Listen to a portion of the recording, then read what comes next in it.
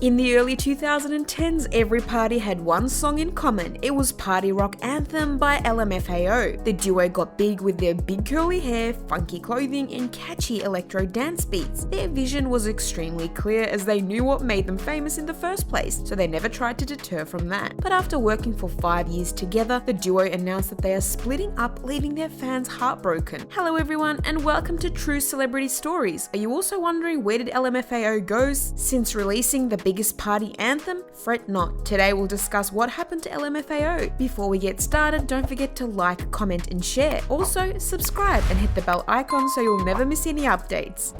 Who is RedFoo? Stephen Kendal Gordy, aka RedFoo, was born on 3rd September in 1975. RedFoo's father is Berry Gordy Jr. He founded Motown Record Corporation. Stephen's mother also belonged to the showbiz. She directed many music videos and was a well-known writer-producer. RedFoo started his career back in the mid-90s. His first major song, where he was credited as producer, was in 1994 with Back in the Day by an LA rapper called Ahmad. He then shifted labels and signed with Bubonic Records in 1996.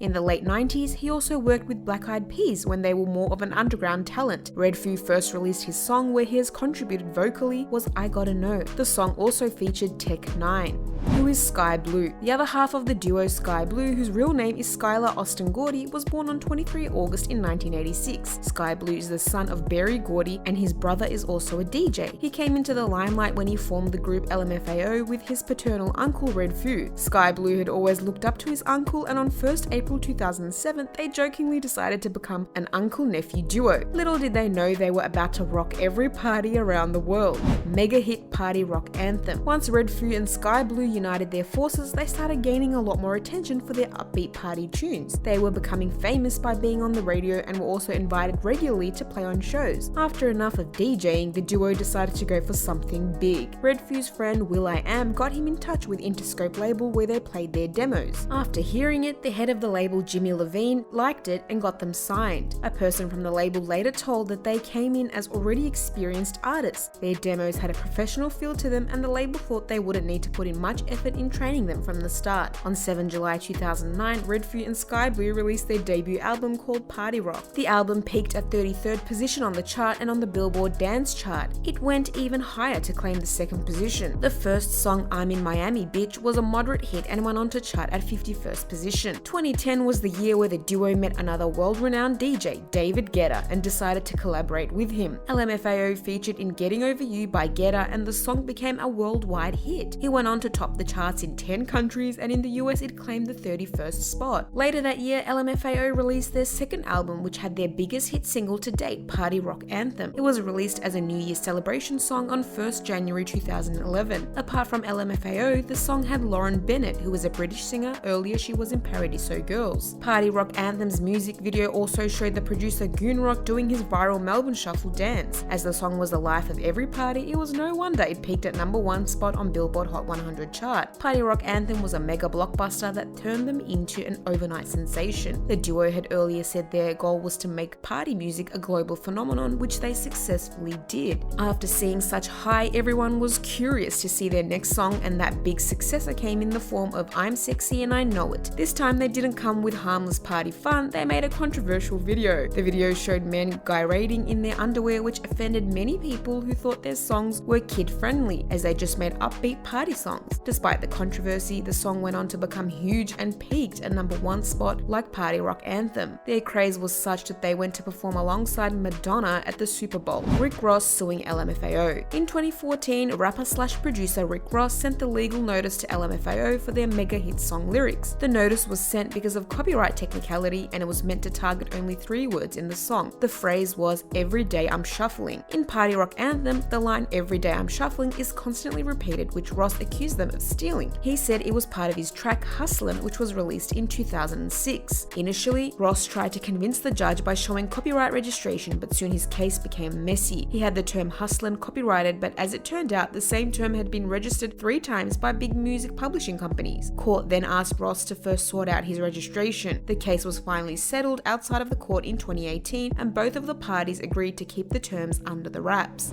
Decision to split. In 2012, just after 1 year of giving the world its biggest party anthem, the duo announced that they were no longer working together. Initially, the nephew and uncle said they were looking forward to trying different different things, as their interests had changed since they first began. When RedFoo was asked what exactly changed within the group, he replied, "I think that we naturally just started hanging with two different sets of people, two different crowds, but we're always family. He'll always be my nephew, I'll always be his uncle." Another reason he gave for the duo to split was due label's constant demand of churning out party anthems. What happened with Party Rock Anthem was completely organic, and dumb luck played its role in it, but they weren't able to top it with something even bigger, so the pressure got to them. In the same interview, RedFoo told that they were tired of a constant partying around. "I feel like we've been doing this for so long, 5 or 6 years, and we're kind of like saying, well, let's just do what's natural and just kind of explore that, instead of like forcing it all the time." While RedFoo wanted to try something different, he mentioned back in 2012 that whatever he'll create would always have a hint of LMFAO. "All the music that I'm going to make is going to always be LMFAO-ish. I love all the topics that we talk about. I was really passionate about bringing party music to the world, so I'll always be making some kind of party music."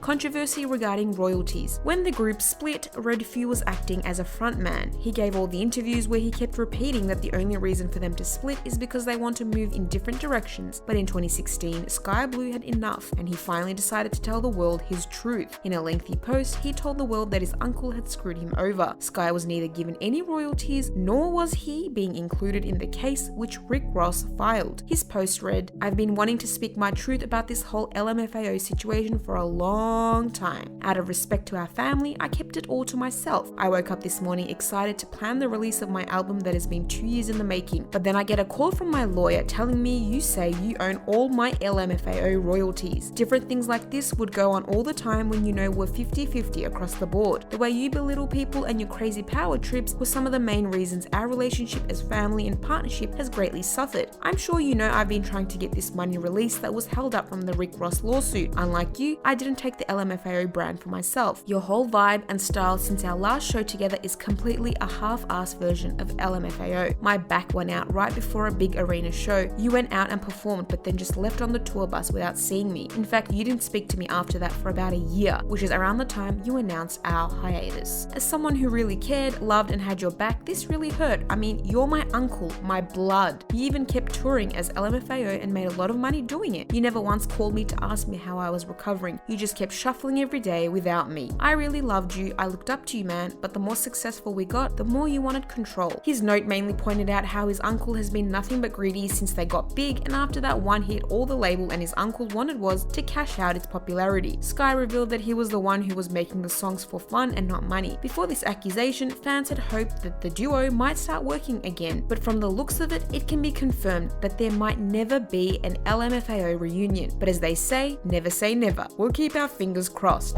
If you like this video, please subscribe to our channel and hit that bell button to get the notifications. Also, don't forget to watch other videos on this channel that explore more topics like this.